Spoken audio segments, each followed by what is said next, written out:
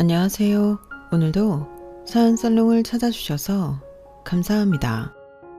저는 딸과 아들 이란성 쌍둥이를 키우고 있는 30대 후반 기혼 여성입니다. 남편과는 현재 9년차 부부로 싸울 때는 왼수 같아도 결정적일 때는 내 편인 터라 지금까지는 그럭저럭 잘 지내고 있는 편이에요. 저희 남편으로 말할 것 같으면 그래도 다른 사연 속 나쁜 남편처럼 똥인지 된장인지 구별 못하는 그런 인간은 아닌데, 만약 저희 남편도 자기 식구만 챙기고 저를 뒷전으로 했다면 저도 여기에 이혼 사연을 쓰고 있을지도 모르겠어요. 왜냐하면 저희 시부모님도 그렇고 저보다 3살 아래인 신우도 문제가 참 많은 사람이거든요. 특히 신우는 일찍이 그 집구석의 애물단지로 문제가 가장 많은데, 막내라 그런 건지 아니면 기다리던 딸이라 그런 건지 시부모님은 신우일이라면 거절할 줄을 모르셨어요. 그러면서 아들인 남편한테는 어릴 때부터 장남이고 또 아들은 강하게 키워야 한다며 무척이나 엄한 잣대를 들이댔다고 했는데, 참 희한하게도 그 엄한 잣대는 딸한테는 차마 적용할 수는 없었나 보더라고요. 딸은 그저 어화동둥 우리 공주 하며 떠받들기만 하신 모양이었는데요. 참고로 저희 남편과 신우는 7살 차이가 납니다. 둘이 나이 차이가 제법 나는 데는 나름의 이유도 있었다는데, 제가 듣기로 첫째인 남편은 쉽게 임신하고 출산한 반면 신우는 갖기까지 두 분이 고생을 참 많이 하셨다고 했어요. 중간에 무려 3번의 유산을 경험하고 겨우 얻은 딸이 신우였는데, 그래서 너나 할 것 없이 두 분은 신우를 손에 쥐면 꺼질까 불면 날아갈까 오기야 금이야 하며 키우셨죠. 그리고 그 결과는 처참했는데, 그렇게 귀하게 자란 신우는 누가 봐도 싸가지가 없고 예의와 매너 같은 건 안중에도 없는 천하의 날라리로 컸어요. 게다가 무슨 도둑놈 심보인지 자기는 힘들게 노력하는 건 질색이고 남들 갖고 있는 건 전부 가져야 직성이 풀렸는데, 그래서 시부모님은 늘 경제적으로 힘드셨죠. 시아버님은 버스 운전기사셨고 시어머니는 전업주부로 집에서는 가끔 부업과 동네에서 아르바이트 같은 소일거리를 하셨는데, 그렇다 보니 시댁이 경제적으로 아주 풍족한 건 아니었거든요. 물론 남편은 어릴 때 그래도 우리 집 정도면 가난한 건 아니라 살아온 기억까진 없었다고 했는데, 가난이라는 것도 결국엔 상대적인 거니 남편과 달리 신우는 자기 집이 늘 가난해 살아왔던 기억만 있었다고 했어요. 예를 들어 내 친구들 다 땡땡땡땡 청바지 입는데 나만 없었어. 엄마가 무슨 청바지가 10만 원이 넘냐고 안 사줬잖아. 그때 내가 얼마나 서러웠는지 알아? 이렇게 말한 적도 있었는데요. 그때 제가 결혼 허락을 받고 한참 예비시댁을 왕래하고 다닐 때라 똑똑하게 기억해요. 그리고 그 말을 들은 시어머니는 예비 며느리 앞이라 그런지 모르지만 억울하다는 듯 이렇게 말씀하셨어요. 너도 참 말을 왜 그렇게 하니? 그래서 결국엔 너도 그놈의 청바지 사서 입었잖아. 너만 없다고 하도 난리를 쳐서. 너 그건 기억이 안 나? 그때 엄마가 너 땡땡땡땡 청바지 사주려고 생활비까지 줄였는데 그렇게 말하면 엄마가 서운하지. 아, 구질구질해. 무슨 청바지가 사주려고 생활비를 줄여. 청바지가 몇백만 원 해? 고작 13만 원이었는데. 아무튼 나는 그런 게 살아왔다고. 옛날 얘기잖아. 나는 뭐 말도 못해? 학생이 교복 입는데 13만 원 하는 청바지가 왜 필요해? 하여간 우리 딸은 어릴 때부터 눈만 못 봐서 나랑 얘 아빠가 힘들었어. 너희 놈의 기집애 시집 가기 전에 그거 다 갚고 가. 또 그 소리 지겹지도 않아? 갚긴 뭘 갚아. 뭐 얼마나 대단하게 해줬다고. 우리 집은 내가 갖고 싶은 거 반의 반도 못 해줬어. 아니온 그만 못해? 새언니 될 사람도 있는데 말 좀 예쁘게 해. 아이씨 왜 나한테만 뭐라고 해. 오빠가 결혼하지 내가 결혼해? 언니가 한번 말해봐요. 나 때문에 우리 오빠랑 결혼 안 할 거예요? 딱 까놓고 저랑 상관없이 우리 오빠랑 결혼할 거잖아요. 오빠는 왜 괜히 안 가던 가을을 잡고 난리야. 안 어울려. 내가 진짜 너 때문에 쪽팔려서 못 살겠다. 나는 너 때문에라도 장가 가면 집에 안 올 거야. 오지 마. 누가 오래? 나도 잔소리꾼 꼰대 같은 오빠 없으면 너무 좋지. 언니, 내가 다른 건 하나도 안 고마운데 우리 오빠 데려가는 건 고마워요. 봐서 알겠지만 우린 별로 사이 좋은 남매도 아니고 엄청 안 맞거든요. 나이 차이 때문에 그런가? 대화가 안 통해. 언니랑은 괜찮아요? 신기하다. 신우는요, 제가 결혼 준비할 때 자기한테 명품 가방 하나 선물로 해주지 않았다고 저를 별로 좋아하지 않았어요. 그도 그럴 게 저는 제가 준비해야 할 레다니스트에 신우 명품 가방이 있다는 건 말이 안 되는 일이라 생각해 바로 잘라버렸는데 남편도 그 리스트를 자세히 보지 못했다며 저한테 미안하다고 사과까지 했다니까요. 그래서 그 일로 신우와는 결혼 전부터 그닥 사이가 좋지 않았는데 남편이 뭐라고 하는 건 병적으로 싫어했던 신우는 문제의 인물을 집에서 보낼 수 있어 좋다며 그거 하나만 저한테 고맙다고 노골적으로 이야기했죠. 정말 그 말을 면전에서 듣고 어이도 없고 황당했는데 저는 원래 싫은 사람과는 말을 잘 안 섞고 상종도 하지 않는 주의라 신우를 무시했어요. 어차피 신우 말처럼 신우가 싸가지가 있던 없던 그것과 상관없이 저는 남편과 결혼할 생각이었으니까 그때까진 신우가 모범생이든 반란까지 날라리든 신경 쓰지 않았죠. 하지만 그건 정말 제가 생각이 짧았던 거였는데요. 신우도 결국엔 제 시가족이라 저한테 어느 정도 영향을 끼치더라고요.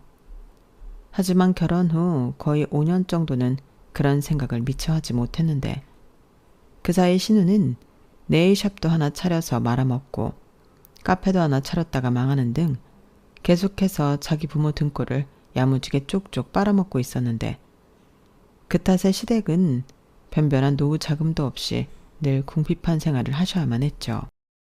그리고 남편이 결혼 전부터 시댁의 용돈으로 50만 원씩 드리고 있던 게 있어 결혼 후에도 그건 어쩔 수 없이 유지해야만 했는데 제 기준엔 50만 원도 큰 돈이라 그 돈이 신우 때문에 밑 빠진 동에 물 붓는 것처럼 되는 게 은근 열이 받았어요. 그런데 제 마음이 이런 줄도 모르고 시어머니는 언감생심 돈 버는 며느리도 생겼으니 50만 원씩 받던 용돈을 80만 원 정도 올려받고 싶어 하셨는데 그럴 수는 없다고 초장부터 철벽을 쳤죠. 저희 친정에는 10원 한 장 드리지 않는데 시댁에만 월 80만 원씩 드리다니 이건 말이 안 된다고 그럼 친정에도 똑같이 용돈을 드려야 한다고 하니 시어머니 얼굴이 울그락불그락해졌는데 그만큼 저희는 그 돈이 부담스러워서 올려드릴 수 없다고 설명해 드렸죠. 그러자 시어머니 표정이 똥 씹은 얼굴이 되어 한마디도 하지 않으셨는데 저는 그때 대신 남편이 드리던 50만 원은 특별한 일이 없는 한 드리지 않겠다고 약속을 했는데요. 사실 그것도 맞벌이일 때 한 말이라 저는 2년 뒤 그 말을 후회했어요. 왜냐하면 결혼 2년 만에 제가 임신을 했는데 그게 하필 쌍둥이라 저는 임신 기간도 일상생활이 힘들 만큼 고생을 많이 했거든요. 그런데 시어머니는 힘들어하는 저를 보며 아유 유난이다. 하나나 둘이나 똑같지. 너는 왜 그렇게 앓는 소리를 하니? 너만 애 가져봤어? 나도 다 해봤다. 유난 떨 것 없으니까 엄살 좀 그만 피워. 라고 하시는데 그땐 정말 어찌나 서러운지 잘 울지 않는 성격인데도 호르몬 때문인지 펑펑 울었어요. 다른 사람도 아니고 당신 핏줄을 둘이나 잉태한 며느리인데 너무하다 싶었죠. 그러니 매달 드리는 그 50만 원도 참 아까웠는데요. 그래도 제 입으로 뱉은 약속에 있으니 저도 입을 꼭 닫았어요. 대신 저는 친정 엄마가 있어 나름 도움을 많이 받아 그 서운한 마음을 달랠 수 있었는데 제가 친정 부모님에게 유일한 외동딸이거든요.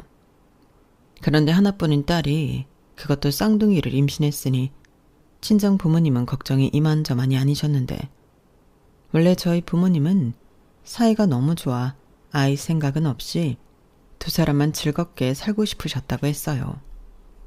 하지만 두 분 다 늦은 나이에 마음이 바뀌었고 서둘러 아이를 갖기 위해 산부인과를 찾았다고 했는데요. 저는 그때부터 효녀였다며 엄마 아빠 마음고생시키지 않고 바로 찾아왔다고 하셨죠. 그런데 그런 소중한 딸이 당신도 겪어보지 못한 쌍둥이를 임신했다고 하니 처음엔 저보다도 더 놀라워하며 저의 작은 변화에도 신경을 곤두세우셨는데, 그래서 제가 도와달라고 아쉬운 소리를 하지 않아도 친정 엄마나 아빠가 돌아가며 저를 많이 챙기셨죠.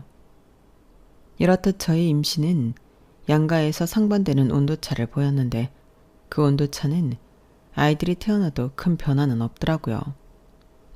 게다가 저는 쌍둥이를 낳고 어쩔 수 없이 잘 다니던 회사를 그만둘 수밖에 없었는데, 쌍둥이면 2배 정도 힘들지 않냐 그렇게 생각할 수 있지만, 쌍둥이는요 진짜 10배는 더 힘들거든요. 하나 깨면 나머지 하나도 같이 깨고, 하나 먹이고 있으면 자기도 배고프다고 울고, 엄마인 제 몸은 하나인데 엄마 찾는 아이는 둘이니 그땐 정말 이렇게 사는 게 맞나? 하루 24시간을 48시간처럼 살았어요. 솔직히 아이들 예쁜 모습에 행복하기보다 어떻게 하면 아이 둘을 한꺼번에 케어할 수 있을까 늘 효율성을 고민하는 초보 엄마였는데, 시간이 지난 지금 그게 가장 아이들에게 미안하고 후회하는 부분입니다. 그 시간이 다시는 돌아오지 못할 시간이었는데 저는 힘들다고 그걸 온전히 누리지 못했으니까요. 그리고 서운하다면 서운한 일이, 시댁은 정말이지 제가 쌍둥이 키울 때 도움이라고는 전혀 줄 생각이 없으셨는데, 당신 말로는 시댁에 부르지 않은 것이 저를 도와준 거라고 하셨어요. 솔직히 매번 친정엄마 손을 빌리는 것도 죄송하고, 저희 친정엄마가 시어머니보다 나이도 많다 보니 가끔은 시어머니 손을 빌리고 싶을 때도 많았는데, 그럴 때면 일부러 그러시는 건지 제 전화를 받지 않으셨어요. 처음에는 바쁘신가 하고 넘겼는데, 나중에 남편에게 듣기로 제발 당신한테 전화 좀 못하게 하라고 남편한테 한 소리 하셨대요. 걔는 말이다, 내가 쌍둥이 낳으라고 한 것도 아닌데 왜 자꾸 남의 손을 빌려 애를 키우려고 한다니? 회사까지 그만뒀으면 지가 알아서 할 일이지 왜 엄한 나한테 불똥을 튀기려고 해? 좌우간 너는 네 마누라한테 나 요즘 바쁘고 힘드니까 전화 좀 하지 말라고 해. 알겠어? 이렇게 말씀하셨다는 거예요. 저희 남편이 참 그런 부분에서는 사람이 순수해요. 중간에서 알아서 처신을 잘 해야 하는 건데 저 말을 곧이곧대로 저한테 전달을 했으니 제 기분이 나쁠 수밖에 없었죠. 물론 남편은 제가 친정엄마도 아니고 시어머니한테 도움을 청했을 리가 없지 않냐고 뭔가 착오가 있었던 것 같다는 듯 말했는데, 저는 두 눈을 부라리며 기분 나쁜 표를 다 냈어요. 그리고 그럼 왜 우리 엄마만 나랑 우리 애 때문에 힘들어야 하는데? 우리 엄마 손목 두 쪽 다 나가서 한의원 다녀. 주말이면 침 맞으러 다니는데 내가 안 미안해? 가끔은 시어머니한테 도움받고 싶지. 쌍둥이 키우는 게 보통 힘든 줄 알아? 그런데 어떻게 자기 엄마는 그렇게 말할 수가 있어? 우리 애들이 남이야? 당신 손주 손녀잖아. 나 도와달라고 전화한 거 맞고 기분 엄청 더러워. 라고 거의 짐승이 울부짖는 듯 말했는데, 지금 와서 고백하자면 저도 제정신은 아니었어요. 집에서 애만 보고 있으니 제대로 된 사고를 하지 못하게 되더라고요. 그렇게 제 진심을 알게 된 남편은 중간에서 고장난 로봇처럼 눈알말 굴리고 정지 상태가 되었는데, 그때는 그런 남편도 참 꼴보기 싫었죠. 내가 왜 이런 고생을 혼자 다 하고 있나. 이 애들이 우리 집안 성을 따르는 핏줄이 아니고 남편이랑 남편 집안 성을 따르는 핏줄인데 어떻게 이렇게나 무신경할 수가 있나. 무지막지하게 서운하기만 했는데요. 그래서 그날 이후 저는 무슨 일이 있어도 시어머니한테 전화를 하지 않는 며느리가 되었어요. 그리고 나중엔 그게 진짜 편했는데, 시어머니한테 전화를 걸지 않아도 죄책감 같은 거 들지 않아 너무 좋았죠. 오죽하면 제 주변에 같은 또래 아이 키우는 엄마들도 그 점을 많이 부러워하더라고요. 저도 그때 느꼈던 서러움이 이렇게 반전이 되어 저에게 득으로 돌아올 줄 몰랐는데, 이래서 사람 일은 아무도 모른다고 했나 봐요. 그렇다고 또 오해를 하시면 안 되는 게, 제가 시어머니 전화를 무조건 차단하고 안 받는 건 아니었는데요. 저는 시어머니가 전화를 거시면 제 기분에 따라 받을 때도 있고 안 받을 때도 있었어요. 뭐 급한 일이면 당신 아들한테 하시겠지 이렇게 생각하고 말았는데, 아니나 다를까 시어머니는 입장이 바뀌어 남편한테 제가 전화를 잘 받지 않는다고 서운하다고 하셨답니다. 그리고 이걸 또 이 순수한 남자는 저한테 고스란히 전해 부부싸움을 일으켰는데요. 그 이유는 간단했어요. 저는 남편한테 구차한 변명이나 거짓말 같은 걸 하기 싫어서 솔직하게 지난번 서운한 일도 있고 나는 상황 봐서 어머니 전화는 받을 수도 있고 아니면 안 받기도 할 거라 말을 했거든요. 부부 사이에 못할 말이 뭐가 있어요? 제가 시어머니 싫어서 전화 안 받겠다고 한 것도 아닌데요. 그런데 남편은 제 말에 기분이 나빴는지 며느리가 그건 아니지 않냐고 언짢은 기색을 보였고 이러니 팔은 안으로 굽는다는 말이 있는 거라며 저는 그날 남편과 말다툼을 시작해 서로 감정 싸움으로 이어져 남편이 한 이틀 정도 삐쳐서는 저한테 말을 하지 않았어요. 그래서 저도 그냥 남편을 무시하고 밥도 주지 않았는데 남편이 저더러 치사하다 하는 거 있죠. 저는요, 마누라 때문에 삐쳤는데 마누라가 차린 밥을 먹겠나 싶어 순수하게 밥을 안 한 것뿐이었는데 남편은 입이 대빨 나왔어요. 솔직히 저는 남편 밥 안 챙기니 너무 편했는데 남편은 아니었나 보더라고요. 하긴 저희 남편이 약간 집밥에 집착하는 사람인데 밥 때문인지 남편은 금방 꼬랑지를 내리더군요. 그러면서 꼴에 자존심은 있는지 저더러 자기는 밥 때문에 그런 게 아니고 고부 사이는 당사자가 알아서 하는 게 맞다고 생각해 자기가 빠지기로 한 거라고 공색한 변명을 했는데 그래서 저도 알았다고 했어요. 이미 그 속을 빤히 다 알았는데 굳이 매일 얼굴 봐야 하는 남편 자존심 긁을 필요는 없는 것 같아 내가 알아서 하겠다고 하고 그 사건을 넘겼는데 제가 그때 처음이자 마지막으로 이 말을 하긴 했네요. 혹시 나중에라도 내가 당신 엄마랑 정말 심각하게 싸워서 다시는 시댁에 갈 수 없는 일이 생긴다 해도 자기는 그때 잘 생각해서 대처해. 지금처럼 어설프게 효자 노릇하면 마누라 없는 줄 아는 게 좋을 거야.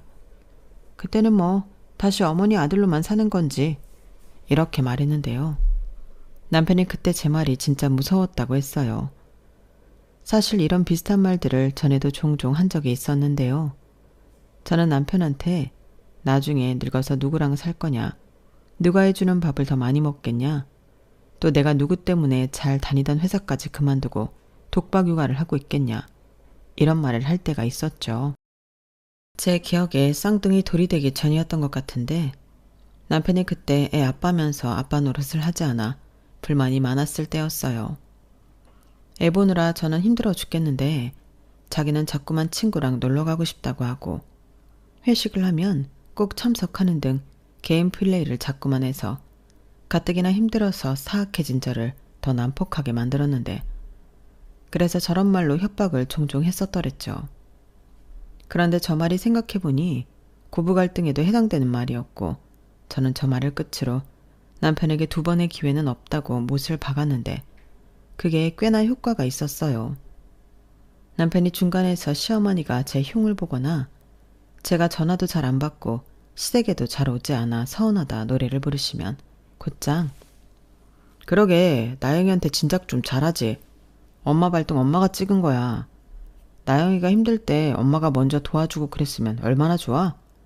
그때는 전화하지 말라고 하고 집에도 오지 말라고 했으면서 왜 이제 와서 그래? 라고 했다는데 그 말을 들었을 때는 남편이 기특하게 느껴졌죠.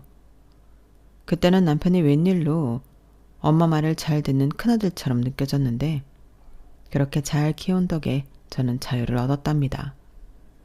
그리하여 시어머니도 남편한테 전화해 며느리 뒷담화하는 것을 그만두게 되었고 제 입장에서는 잘된 일이 아닐 수 없었는데요. 지금 생각해보면 같이 사는 딸을 자꾸만 돈 사고치고 하나 있는 며느리는 자기를 신경도 쓰지 않으니 자기 딴에는 심술이 났던 것 같아요. 그리고 아들까지도 자기 편을 들지 않으니 속이 상하신 것 같았는데 그러게 저한테 진작에 잘해주시지. 저는 은근 시어머니가 후회하길 바랬어요. 또한 그때 신우라도 정신을 좀 차렸다면 시어머니가 저 정도로 심적으로 힘들진 않았을 텐데 하고 생각했는데요. 신우는 정말이지 포기를 모르는지 계속 부모 돈으로 새로운 일을 벌리기 바빴어요. 마지막엔 소자본으로도 가능하다며 마지막이라는 말을 한 100번 한 끝에 3천만 원을 빌려 인터넷 쇼핑몰을 오픈했다 했는데 그것도 뭐 예상대로 폭삭 망해버렸죠. 그도 그럴 게 돈은 돈대로 빌려놓고 그 돈을 자기 옷 사고 백 사고 사진 찍는다고 5성급 호텔만 골라다니고 했으니 그 사업이 잘 될 리가 없었는데 결국 시부모님은 잘못 키운 딸 자식 때문에 집담보로 빚까지 지게 되셨어요. 만약 신우가 남편의 동생이 아닌 제 동생이었다면 저는 다리 몽둥이를 분질러 놓는 한이 있어도 부모 등에 빨대 꽂지 못하게 했을 텐데 제 자식도 아니고 시부모님이 자기 딸을 위해 무리를 하신다는데 나서는 것도 이상하다고 생각했어요. 그리고 그 결과는 참 처참했는데요. 결국 시어머니는 용돈을 60만 원으로 올려달라고 사정을 하시더군요. 나도 어지간하면 진짜 이러고 싶지 않은데 어쩌냐. 들어오는 돈은 줄어들고 나갈 돈은 늘어만 가는데 조금만 도와줘라. 이렇게 말씀하시는데 차마 그 부탁까지는 거절할 수 없어서 그 다음 달부터는 60만 원씩 보내드리게 되었어요. 대신 어버이날, 명절 이런 날은 따로 챙기지 않기로 했는데 저는 그놈이 그놈이다 생각하고 넘기려 했죠. 그러면서 제 안에서도 신우에 대한 불만과 짜증이 자라나고 있었는데요. 그러던 중 신우는 다시 보험 설계사를 하겠다고 설치더니 결혼을 하겠다며 남자를 집에 데려왔더군요. 무슨 연애를 1년도 채 하지 않고 결혼을 하겠다고 하는데 저는 제정신이냐고 말렸어요. 아무리 연애를 오래 해도 힘든 게 결혼인데 신우는 저 사람이 어떤 사람인지 잘 알지도 못하고 무슨 결혼이냐고 그러다 정말 인생 망칠 수 있다고 처음으로 신우를 가족처럼 생각해 뜯어 말렸어요. 그런데 신우는 저한테 귀찮다는 듯 아이 초음파 사진을 보여줬고 자기가 혼전 임신을 해서 어쩔 수 없다고 말은 하는데 얼굴은 어쩔 수 없는 게 아니고 이참에 시집가서 편하게 살아야겠다 하는 마음이 그대로 다 보이더라고요. 신우는 다시 하게 된 보험 설계사 일도 너무 빡세다고 힘들어했거든요. 그러고 보니 신우는 같은 여자가 봐도 참 대단한 여자였는데 저도 딸이 있지만 행여 저희 딸이 고모를 닮을까 너무 무서웠어요. 그런데 그때 신우가 한다는 말이 남자집에서 자기 아들이 속도 위반한 게 들키면 너무 창피하고 개망신이라고 최대한 빨리 결혼식을 올리라고 했답니다. 그래서 서둘러야 한대요. 신우 말로는 예비 시부모님이 두 분 다 공무원이라 그럼 보여지는 것에 엄청 예민하다고 했는데 그리하여 신우는 번갯불에 콩이라도 후딱 구워 먹듯 결혼 준비에 들어갔고 올 것이 오고야 말았는데요.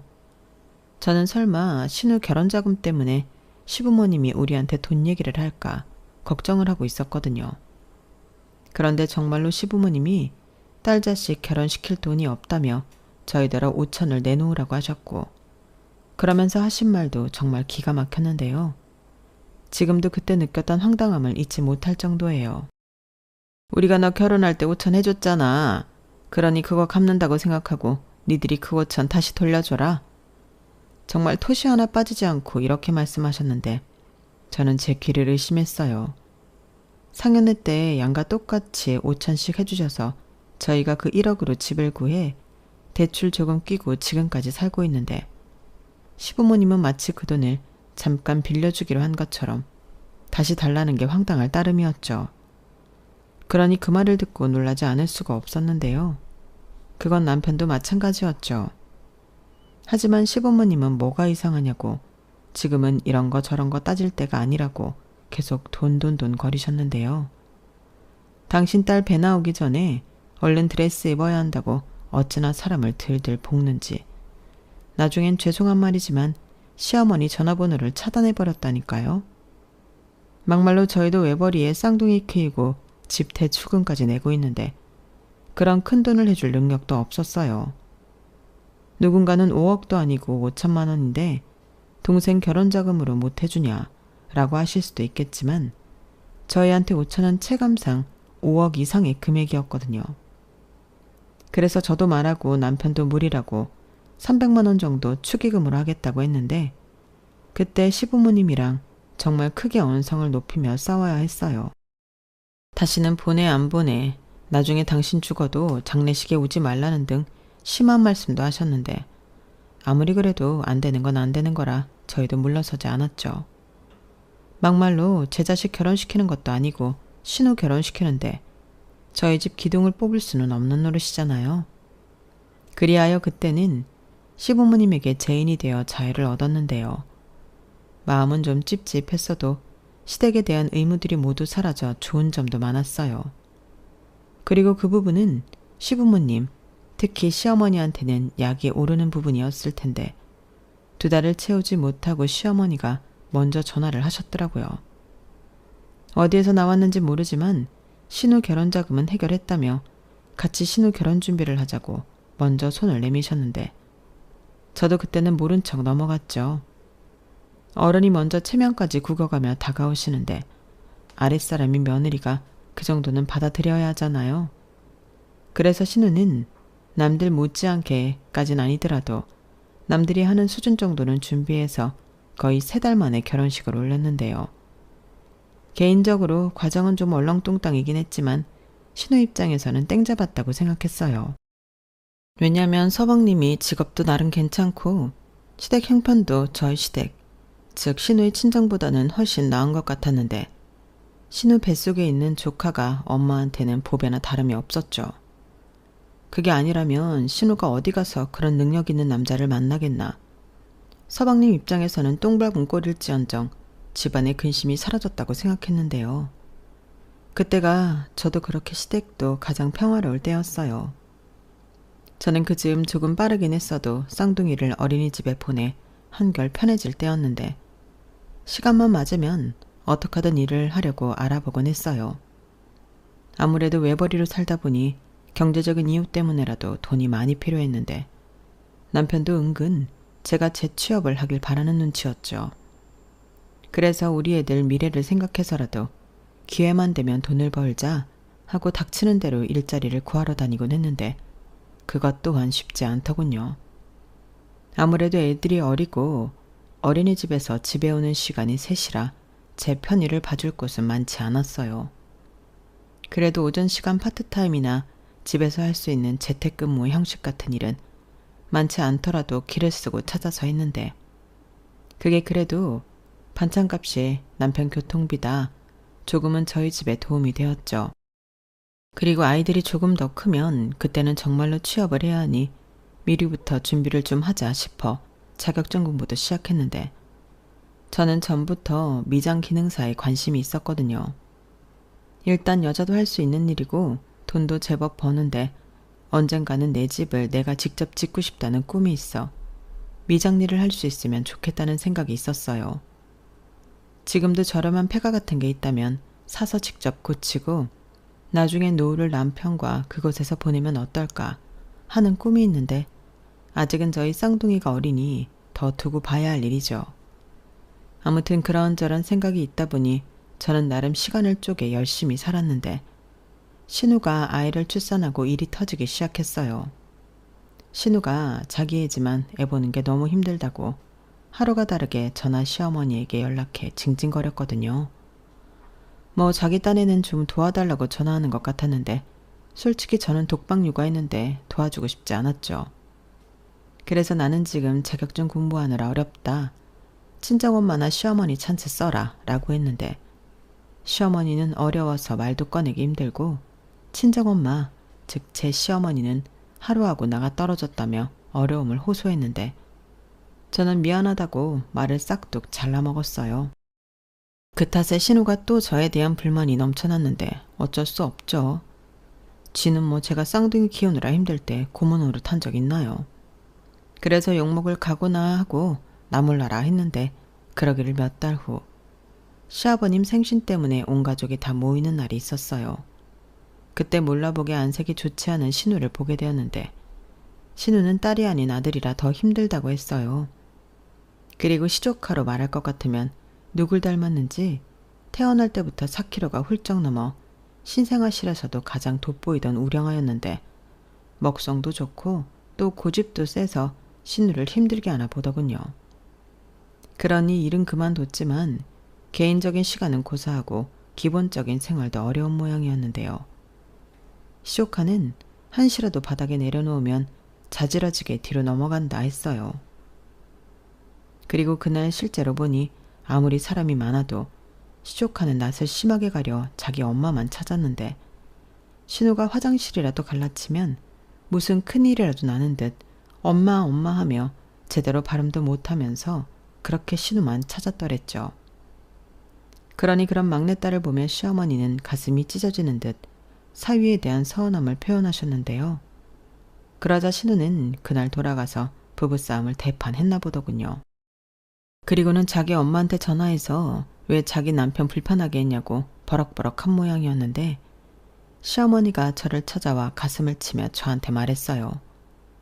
그 모습을 보니 시어머니가 조금 불쌍해 보이긴 했는데, 그래도 그때는 너무 힘드니까 아마 제정신이 아닐 거라고. 처음으로 신우 편을 들어봤는데요. 시어머니는 그런 제 말이 좋았는지 웬일로 저한테 사과를 하시기도 하더군요. 내가 있잖아. 너 힘들 때 모른 척해서 미안했다.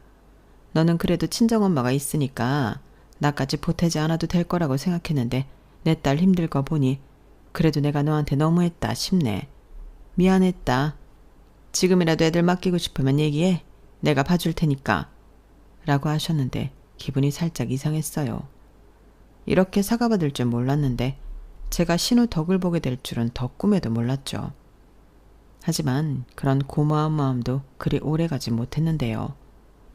자기 엄마한테 제 얘기를 전해들은 신우는 저한테 자기를 대변해줘서 고마웠다고 전화하며 전에는 하지도 않던 알랑방귀를 뀌었는데 신우 속도 뭐 새까맸어요.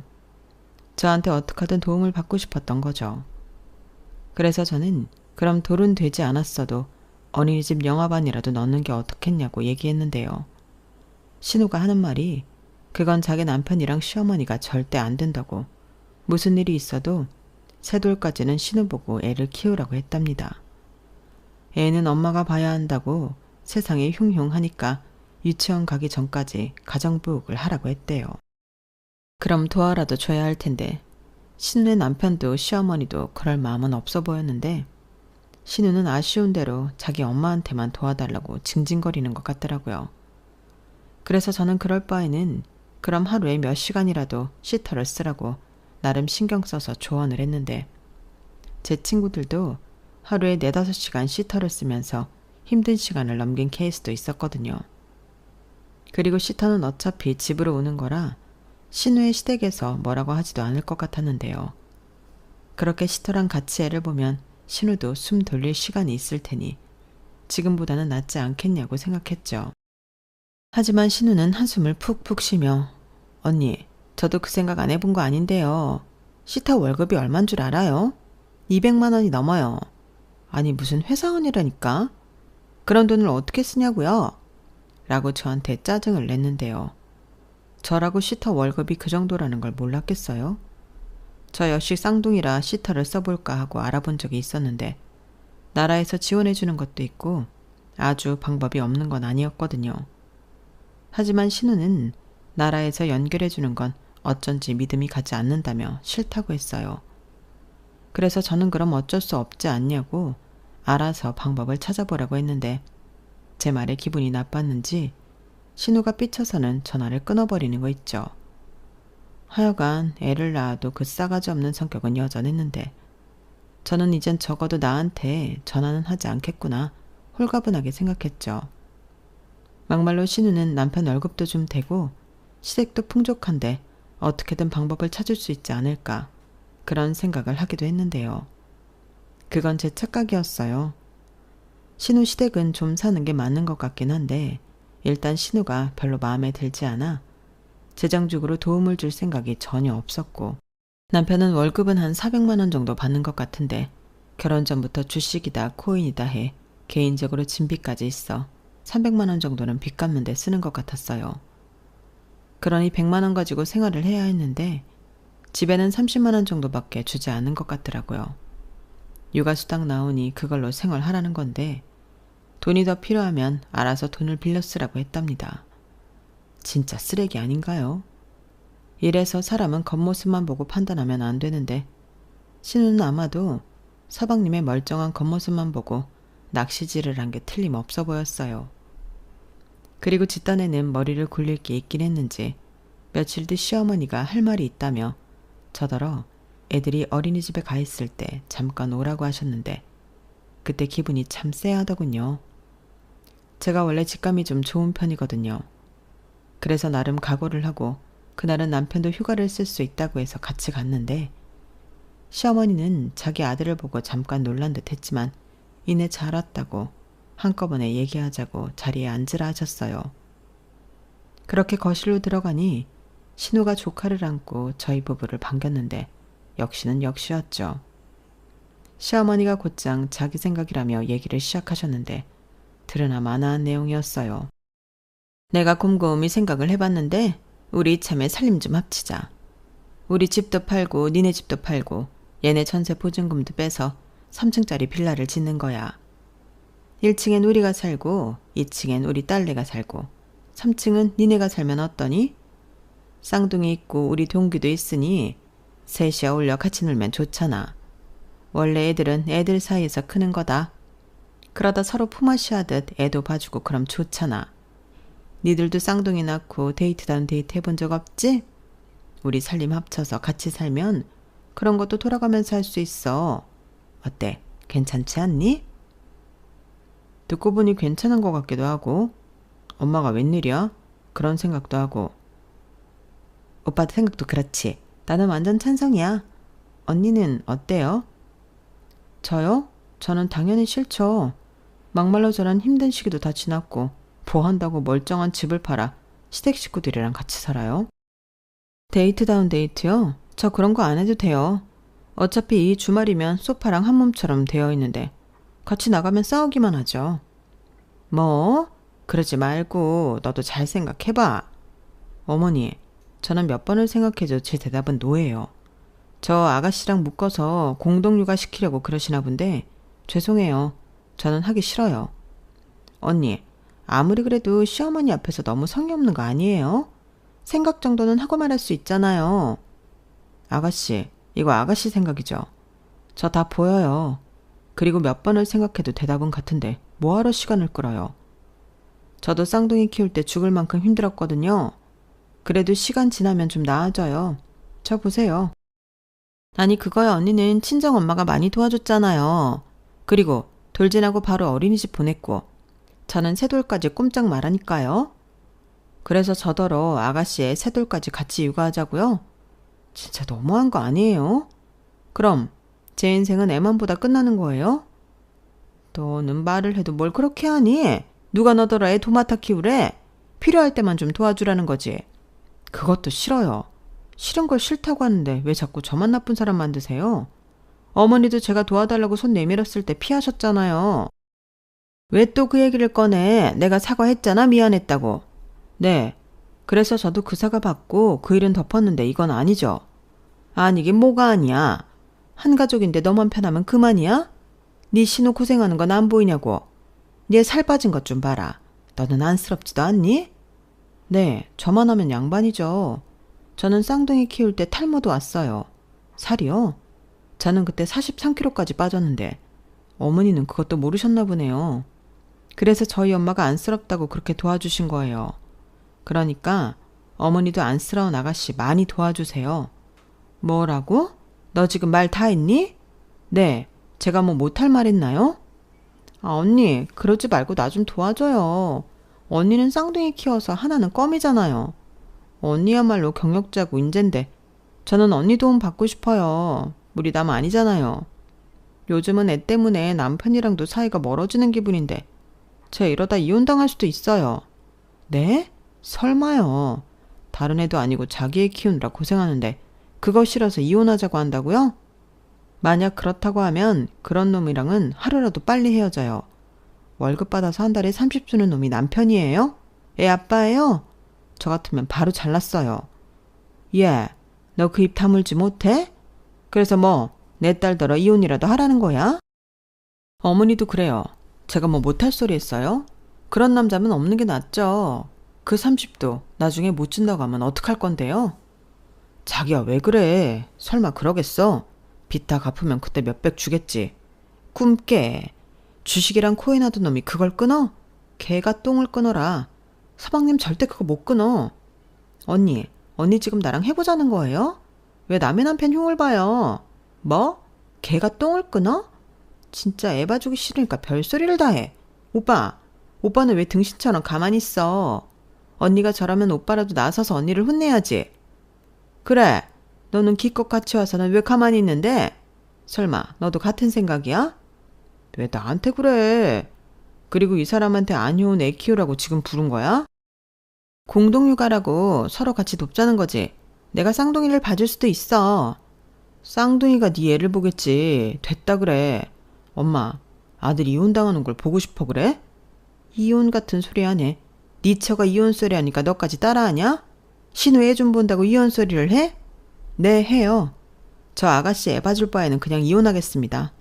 쌍둥이는 제가 키울게요. 어차피 저랑 저희 친정 엄마가 키웠는데 이제 와서 달라고 하진 않으실 거죠? 달라고 해도 안 뺏겨요. 소송하셔도 돼요. 그동안 안 도와주신 것들 제가 소명할 수 있고 이길 자신도 있거든요. 그리고 당신 애들 양육비 좋아해. 한 해당 100만 원, 총 200. 알겠지? 무슨 말이야. 내가 왜 이혼을 해? 그럴 일 절대 없어. 엄마, 봤지? 나 엄마랑 우리 와이프 중에 고르라고 하면 나는 무조건 우리 와이프야. 나 절대 이혼 못해. 뭐야 이놈아? 그래서 너는 나를 버리겠다는 거야? 너를 낳아주고 키운 엄마를? 어쩔 수 없지 뭐. 그러게 왜 자꾸 가만히 있는 사람을 건드려. 안윤, 이게 다 너 때문이야. 네 일은 좀 네가 알아서 해. 언제까지 식구들한테 민폐 끼칠 거야? 내가 너 때문에 이혼당해야겠냐? 됐고, 이럴 거면 다 연 끊어. 무슨 집을 팔고 공동육아를 하래? 나라도 싫겠다. 안윤, 너는 네 시어머니한테 전화해서 공동육아 하자고 해.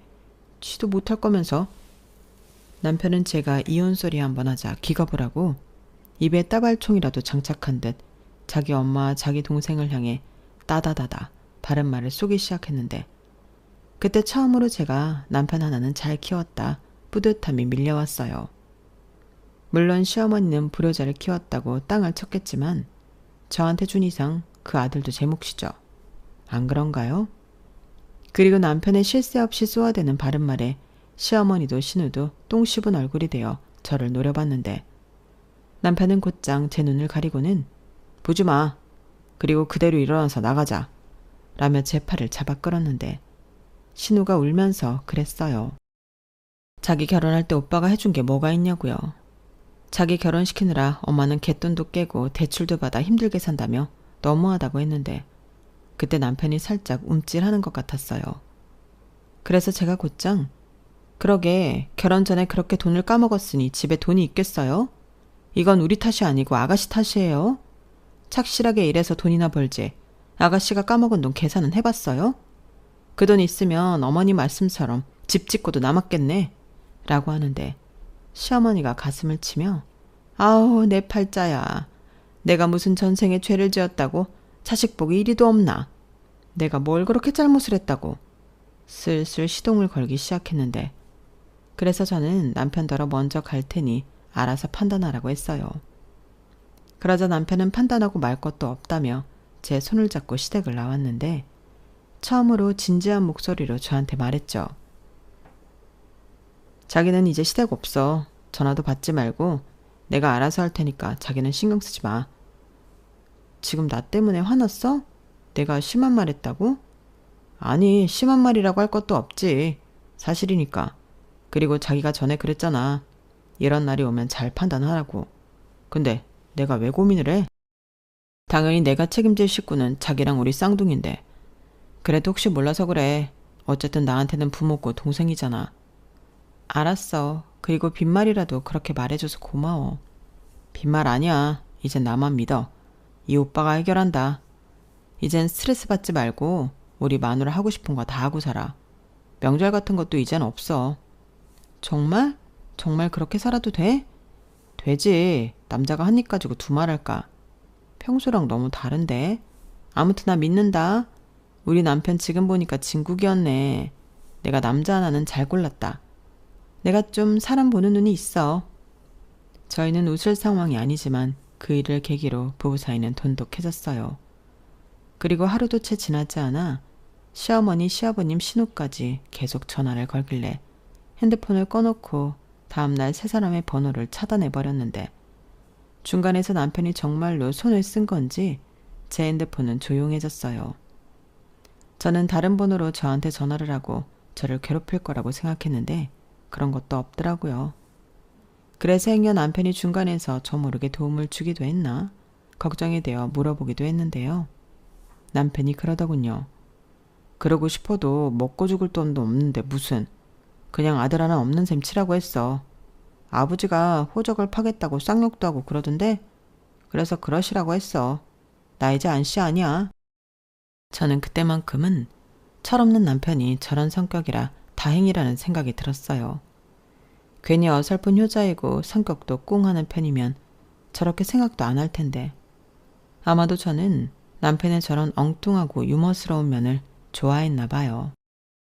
그래서인지 이제는 쌍둥이랑은 정신 연령이 잘 맞아 셋이 잘 놀기도 하는 것 같은데 요즘은 남편도 육아에 많이 참여하고 아이들이 커서 밖에 나가 데리고 놀만하다고 쉬는 날이면 공원이다 놀이터다 주구장창 남편이 아이들을 데리고 다니는데 덕분에 저만 놀았어요. 공부도 하고 친구들 만나 놀기도 하고 특히 명절에는 시댁에 가지 않으니 명절 스트레스도 받지 않고 너무 편하고 좋은데 남편도 자기 집에는 달리 가고 싶어 하지 않는 눈치였어요. 그렇게 한 해를 보내고 또 한 해를 보내니 시간이 무섭게 흘렸고 아주 오랜만에 시어머니한테서 모르는 번호로 연락이 왔더군요. 병원에 가야 하는데 병원비가 없다고 간호사 전화로 전화를 건 거라며 돈 좀 붙여달라고 하셨는데 저는 깜짝 놀라 병원에 가겠다고 했어요. 그리고 택시를 타고 시어머니가 알려준 병원으로 향했는데 시어머니는 신우애로 보이는 남자애를 데리고 오른팔을 붕대로 칭칭 감고 있었어요. 알고 보니 신우애가 집에서 공놀이를 하다 가스불에 올린 주전자를 친 모양이었는데 그게 신우애한테 쏟아질 걸 시어머니가 몸을 날려 그 뜨거운 주전자를 당신 팔에 뒤집어 썼다고 하더라고요. 그러니 그 난리 때문에 화상을 입어 구급차를 타고 병원에 왔다고 하셨는데 지갑을 두고 와서 신우와 시아버님에게 연락을 했다가 전화를 받지 않아 저한테까지 하게 됐다고 설명하셨어요. 그래서 저는 아무 말 하지 않고 병원비를 내드리고 치료가 끝난 시어머니를 집에 모셔다 들었는데 시댁 집꼬라지가 말도 아니었어요. 알고 보니 신우는 그 사이 서방님 사채비까지 지면서 이혼을 했고 시댁으로 들어와 아이를 키우며 살고 있었는데 신우는 스트레스를 풀고 싶다며 아이는 자기 엄마한테 맡기고 자꾸만 밖으로 돈다고 했어요. 아니 지혜를 왜 자기 엄마한테만 맡겨놓은 건지 시어머니 처지를 보니 측은한 마음도 들었는데요. 그래서 오지랖에 이제라도 신우를 자립할 수 있도록 내치라고 했다가 욕을 한 바가지 먹었어요. 자기가 아무리 힘들어도 자기 자식을 왜 내치겠냐며 저더러 너랑 나는 어차피 연도 끊었는데 얼른 네 집으로 꺼지라고 소리를 치셨고 저는 역시 사람은 변하지 않는다. 저 팔자가 그저 불쌍하기만 하다.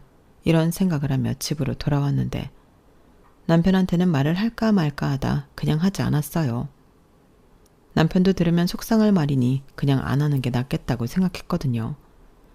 그리고 그날 저녁 남편한테 자기는 자기 식구들 보고 싶으면 내 눈치 보지 말고 다녀와. 나는 괜찮아. 나는 남이지만 자기는 아니잖아. 자기 동생 어쩌고 사는지 궁금하지 않아? 라고 했죠. 그러자 남편은 나 이미 다 알아. 효은이 이혼당했어. 쌍놈의 새끼. 사채까지 손댄 것 같더라고. 효은이 그기 집에 가 도와달라고 전화했더라. 그래서 헛소리하지 말라고 했어. 누가 누굴 도와? 지가 알아서 해야지. 그래야 지 때문에 고생하는 엄마 아빠도 말년에는 좀 편해지지 않겠어? 솔직히 나보다 지가 부모더고 다 보고 살았는데 지가 해야지. 라고 대수롭지 않게 말했는데 솔직히 많이 놀랐어요. 물론 저 속을 다 알 수는 없지만 그날은 남편한테 괜히 미안한 생각에 마음이 무거웠는데요. 남편은 제 마음을 다 아는 건지 괜찮다고 했어요. 오히려 자기 옆에 제가 있어 다행이라고 무슨 일이 있어도 우리는 서로 아끼고 사랑하자 하는데 저는 그런 남편의 손을 꼭 잡았답니다. 제가 할 수 있는 게 그것밖에 없더라고요. 그리고 미우나 고우나 내 남편 평생 아끼고 위함에 살겠다고 그 꼭 잡은 손으로 약속했는데 언젠가는 아이들이 다 크고 떠나도 제 옆에 있어줄 이 멋진 남편을 위해 제가 더 잘해야겠다는 다짐을 오늘도 해봅니다. 저는 바라던 미장 기능사 자격증을 따서 현재 일을 하고 있어요. 이 일이 좋은 게 일당도 많이 주고 팀으로 하다 보니 재미도 있는가 하면 제가 사정이 있어 빠지게 돼도 뭐라고 하는 사람이 없는데 아직은 제가 아이들이 어려서 제 사정을 많이 봐주시는 것 같아요. 저랑 같이 일하시는 분들이 모두 저랑 같은 기혼 여성이거든요. 연령대도 다양해서 같이 일하면서 수다를 떨면 그렇게 재미있을 수가 없는데 저는 이게 천직인 것 같아요. 일도 너무 재미있고 돈도 벌고 언젠가는 내가 살 집을 내 손으로 꾸밀 생각을 하면 매일매일이 행복하기만 한데요. 요즘은 남편도 하는 일이 잘 되어 연봉도 많이 올랐고 집값도 지금은 아니지만 그때는 많이 올라 더 넓은 집으로 이사까지 가게 되었는데 사는 게 만만치는 않아도 즐거운 것 같아요. 저도 제 가정도 조금씩 성장하는 모습이 저에게 보람이고 행복이거든요. 그리고 큰 욕심은 없지만 인생에 꼭 이루고 싶은 바람이 있다면 우리 내 가족 앞으로 평생 아프지 않고 행복했으면 좋겠다는 건데요. 꼭 좋은 대학을 나오진 않더라도 우리 아이들이 자기 꿈을 위해 열심히 살 수 있었으면 좋겠습니다. 아울러 남편과 저도 지금 마음 변하지 않고 오래오래 서로의 곁에 있어줄 수 있다면 더는 바랄 것이 없는데요. 그때 남편의 손을 잡고 다짐했듯 제가 앞으로 더 많이 사랑하고 아껴주려고요. 남편이 저를 선택했듯 저 역시 남편을 제 평생의 반려자로 선택했는데 저도 책임을 다해야죠. 오늘보다 내일이 더 멋진 우리 남편 많이 사랑한다는 말끝으로 전하며 저는 이만 물러가겠습니다. 지금까지 길었던 사연 함께 해주셔서 감사드려요. 오늘 하루도 신나는 일, 행복한 일 가득하시길 바라겠습니다. 안녕히 계세요. 여러분, 사연 댓글에 응원과 현명한 조언 부탁드려요. 좋아요와 구독은 저에게 큰 힘이 됩니다. 오늘도 좋은 일 가득하세요.